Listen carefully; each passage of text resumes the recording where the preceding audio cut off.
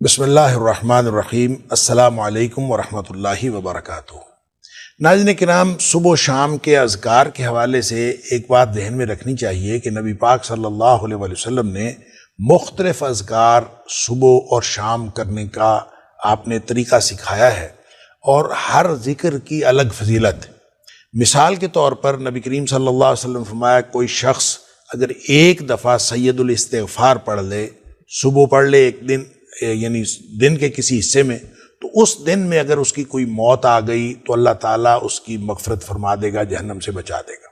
और अगर उसने रात के किसी हिस्से में पढ़ लिया और उसकी कोई मौत आ गई उस रात में, तो अल्लाह ताला उसको जहन्नम से बचा लेगा।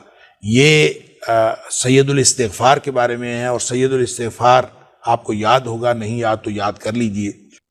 अल्लाहुम्मा अंता रब्बी ला इलाहा इल्ला अंता खलक़तनी व अना अब्दुका व अना अला अहदिका व वअदिका मस्ततअतु अऊज़ु बिका मिन शर्रि मा सनअतु अबूउ लका बिनिअमतिका अलैया व अबूउ बिज़ंबी फ़ग़फ़िर ली फ़इन्नहु ला यग़फ़िरु ज़ुनूबा इल्ला अंता।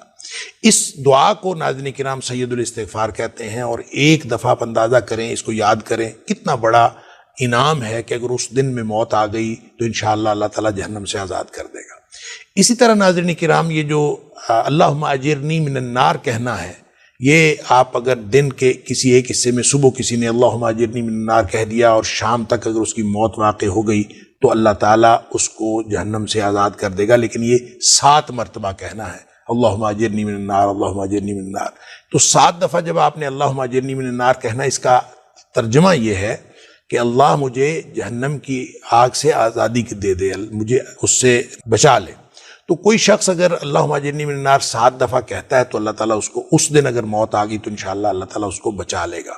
इसी तरह अगर कोई शख्स हर नमाज के बाद, हर फ़र्ज़ नमाज के बाद आयतुल कुर्सी पढ़ता है तो नबी अकरम सल्लल्लाहु अलैहि वसल्लम ने फरमाया उसके और जन्नत के दरमियान सिर्फ मौत का फासला रह जाता है।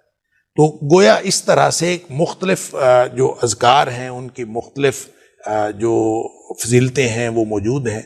लिहाजा सुबह शाम के अज़कार किसी भी जगह से ले लेने चाहिए। जो मसनून अज़कार हैं वो सारे अज़कार पढ़ने चाहिए। और उसका सही वक्त ये है कि जो फजर के फ़ौरन बाद आप अज़कार कीजिए और फजर से लेकर ख़ास तौर पर अगर फजर से लेकर इशराक तक आप अपने पूरे अज़कार कर लें तो नबी अकरम सल्लल्लाहु अलैहि वसल्लम ने फरमाया कि जो शख्स फजर से लेकर फजर की नमाज़ पढ़े और उस पर अपनी जगह पर बैठा रहे और फिर उस वक्त उठे जब इशराक का वक्त हो गया और 2 रकत पढ़ने के बाद उठे तो उसको मकबूल हज और मकबूल उम्रे का सवाब मिलता है, यानी हज भी और उम्रा भी। सुभान अल्लाह। इसी तरह जो शाम के औकात हैं ज़िक्र करने के, वो मगरिब के साथ मुंसलिक हैं। या तो मगरिब से पहले कर लिए जाएं और या मगरिब के बाद कर लिए जाएं। बाज़ लोगों का ख्याल ये है कि मगरिब से पहले कर लिए जाएं, तो अगर मगरिब से पहले न हो सकें तो मगरिब के बाद भी इसका वक्त है। जिन अज़कार के बारे में नबी पाक सल्लल्लाहु अलैहि वसल्लम फरमाया रात के किसी हिस्से में कर लिए जाएं, तो जाहिर है कि रात का हिस्सा तो मगरिब के बाद शुरू होता है। इसलिए जैसे सैयदुल इस्तिग़फ़ार के बारे में मैंने अर्ज़ किया, तो इसलिए को बेहतर ये है कि मगरिब के बाद सारे अज़कार कर लिए जाएं। मगरिब से पहले या मगरिब के बाद दोनों औकात दुरुस्त हैं। लेकिन जो शाम के सुबह शाम के औकात हैं इनमें जो नबी पाक सल्लल्लाहु अलैहि वसल्लम के बताए हुए अज़कार हैं वो करने बहुत ज़रूरी हैं। इसके साथ ना सिर्फ दुनिया की कामयाबियाँ मिलती हैं बल्कि आखिरत में भी इंशाअल्लाह अल्लाह ताला बहुत बड़ा अजर अता फरमाएगा। अल्लाह ताला मुझे और आपको इस बात की तौफीक दे। अस्सलामु अलैकुम वरहमतुल्लाहि वबरकातुहू। देखें, आपने बड़ा एक ना धीमा सा फिक्रा बोला, नियतन भी हो जाता है जी, हालांकि नियतन नहीं होता। गुनाह जो है, देखें, कुल्लु बनी आदम खत्ताउन, सही, अगरचे नबी पाक सल्लल्लाहु अलैहि वसल्लम ने फरमाया हर आदम का बेटा खताकार है, सही, हर इंसान से खता हो जाती है, बिल्कुल ठीक। व खैरुल खत्ताइन तव्वाबुन, बेहतरीन खताकार वो हैं जो वापस आ जाते हैं। अल्लाह।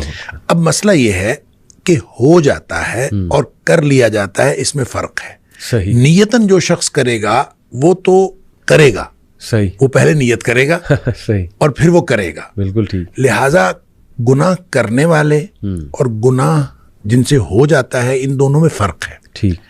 देखें, जो शख्स गुनाह करता है, अल्लाह ताला ने सूरह निसा के अंदर भी इसकी वजाहत फरमाई है, फ़र्क बताया कि कुछ लोग ऐसे हैं कि जिनसे गुनाह होता है और थुम्मा यतूबूना मिन करीबिन, वो फौरन तौबा करते हैं। अल्लाह اچھا، ایک یہ ہے کہ وہ گناہ کیے جاتے ہیں کہ جب موت قریب آ جاتی ہے پھر وہ کہتے ہیں کہ اب میں توبہ کرتا ہوں، ان کی توبہ اللہ قبول نہیں کرتا۔ اب ان دونوں میں فرق ہے، فرق وہ نیت سے کرنے کا اور ہو جانے کا ہے۔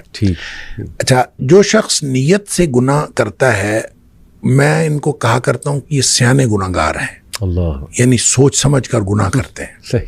اور سوچ سمجھ کر گناہ کرتا ہے انسان اس وقت کرتا ہے جب انسان اپنے آپ کو معاشرے کے ساتھ کمپیئر کرتا ہے، اور انسان کہتا ہے کہ معاشرے میں اتنے گناہ ہو رہے ہیں تو یہ میں ایک چھوٹا سا گناہ کر لوں گا تو کیا فرق پڑتا ہے۔ جب آدمی یہ سوچ کے گناہ کرتا ہے، حالانکہ ایک تو انسان کی استطاعت کا کسی دوسرے کی انسان کی استطاعت کے ساتھ کمپیریزن ہے ہی نہیں۔ بالکل ٹھیک۔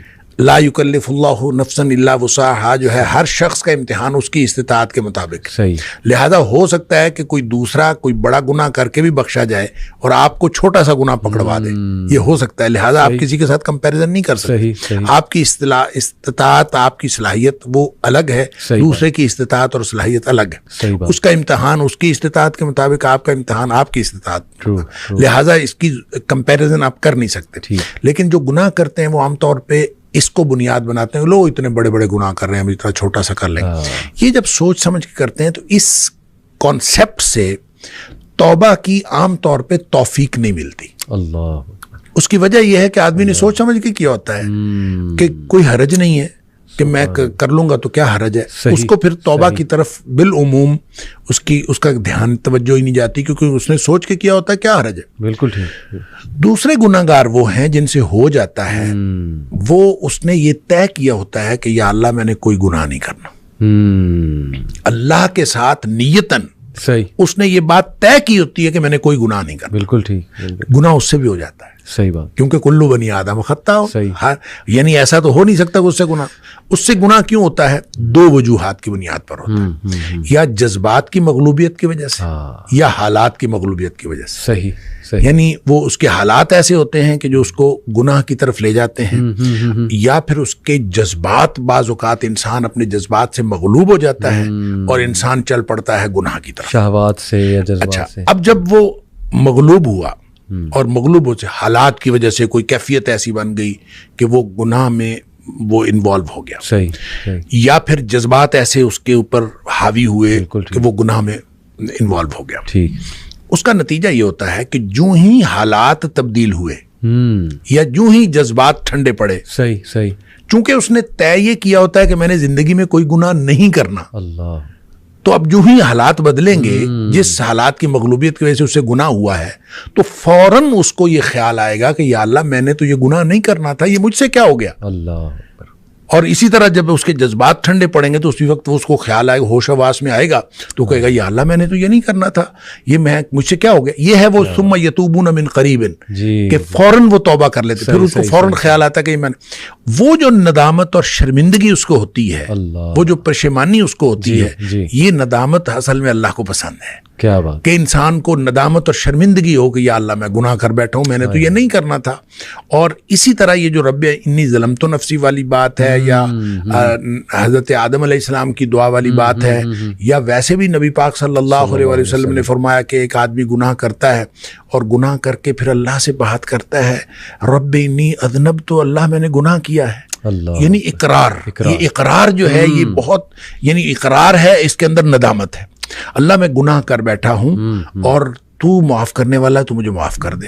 یہ ندامت اور شرمندگی جو توبہ کی شرائط میں سے بھی ہے، اور یہ وہ نقطہ ہے جو اصل میں اللہ تعالیٰ کو پسند ہے، تو جس کے اندر یہ ندامت اور شرمندگی آتی ہے وہ توبہ بھی کرتا ہے، اللہ تعالیٰ کو پسند بھی آتا ہے۔ اور اللہ کو کتنی توبہ پسند آتی ہے اس کے لیے تو وہ حدیث ہے بڑی معروف کہ نبی اکرم صلی اللہ علیہ وسلم نے فرمایا کہ اگر کوئی شخص جو ہے، وہ ایک مثال دی آپ نے کہ کوئی شخص جنگل میں سفر کر رہا تھا صحرا کے اندر، اور سارا اس کا سامان اونٹنی پہ لدا ہوا، اور اس نے ایک کسی درخت کے نیچے سستانے کے لیے وہ ٹھہرا، تو کچھ دیر بعد اس کی آنکھ کھلی تو اس کا اونٹ غائب تھا، جس کے اوپر ساری اس کی گویا مال و متاع بھی اسی پہ تھا، سفر بھی اسی پہ کرنا تھا۔ اب لقودق صحرا ہے، میلوں لمبا چوڑا، تو وہ ادھر ادھر دیکھتا ہے، اس کو کچھ نظر نہیں آتا، تو اس کا خیال یہ ہے کہ اب میں اگر چلوں گا تو بھی موت ہے، بیٹھا رہوں گا تو بھی موت ہے، اس کے علاوہ کچھ نہیں. تو زندگی سے مایوس ہو کے وہ بیٹھ رہتا ہے، تو تھوڑی دیر بعد پھر اس کی آنکھ لگتی ہے اور اس کو پھر اس کی آنکھ کھلتی ہے تو دیکھتا ہے کہ اونٹ سامنے کھڑا ہے. اتنا خوش ہوتا ہے کہ وہ کہتا ہے اللہم انت عبدی وانا ربک، اللہ تو میرا بندہ اور میں تیرا رب. اور نبی پاک صلی اللہ علیہ وسلم فرمایا کہ اخطأ من شدت الفرح، اس نے یہ جو الٹ بات کہی، کہنا تھا کہ اللہ تو میرا رب اور میں تیرا بندہ، یہ جو بات الٹ کہی نبی پاک صلی اللہ علیہ وسلم میں اخطأ من شدت الفرح، اس نے خوشی کی شدت کی وجہ سے بات الٹ کی. یعنی اس کو سمجھ ہی نہیں آئی، اتنا خوش تھا اس کو سمجھ نہیں آئی اور وہ خوشی کی شدت کی وجہ سے الٹ بات کر گیا.